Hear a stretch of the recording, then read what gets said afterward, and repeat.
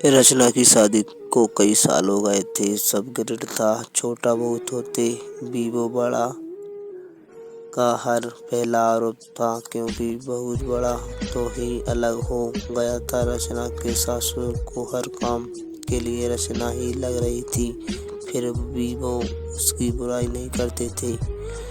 और सबसे बड़ी बुराई भी अक्सर उसके परिवार वाले करते थे, जो रचना को बचपन से जानते थे, या फिर रचना की सहेलियों से या खुद के मायके वालों से। पहली बार जब शादी के बाद रचना की दोस्त आई तो सासू माँ ने उससे ही रचना की बुराई करना शुरू कर दी।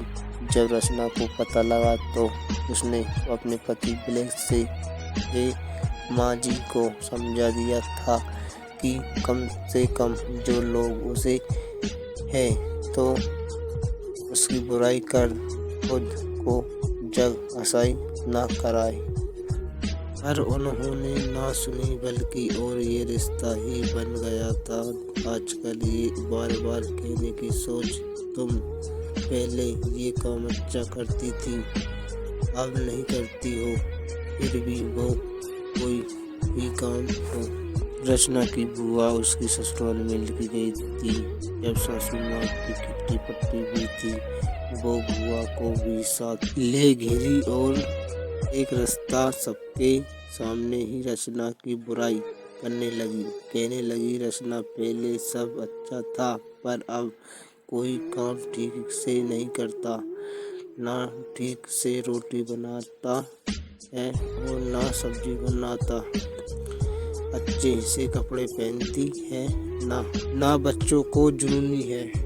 वो और कुछ बोलती इससे पहले ही रचना की बुआ बोल पड़ी, लगता है ससुराल में अक्सर बिगड़ गया, क्योंकि हमारे घर की तो वो बड़ी बेटी है और सारे ऑफिस दोनों अच्छे से संभालती थी और बड़ों से लेकर बच्चों तक सभी का ध्यान भी दुश्मन था।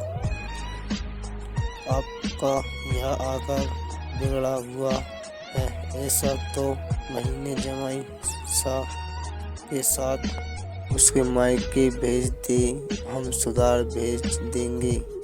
अब रचना की सासू माँ का मुंह देख रहा था, वे बोलने के लिए शब्द नहीं मिल रहे थे, तो बस फिर उठकर चला गया। ये देश की दिखाई दे रहा हूँ, जरा कोई बुला रहा है। और रचना की बुआ जी बस स्माइल रही थी।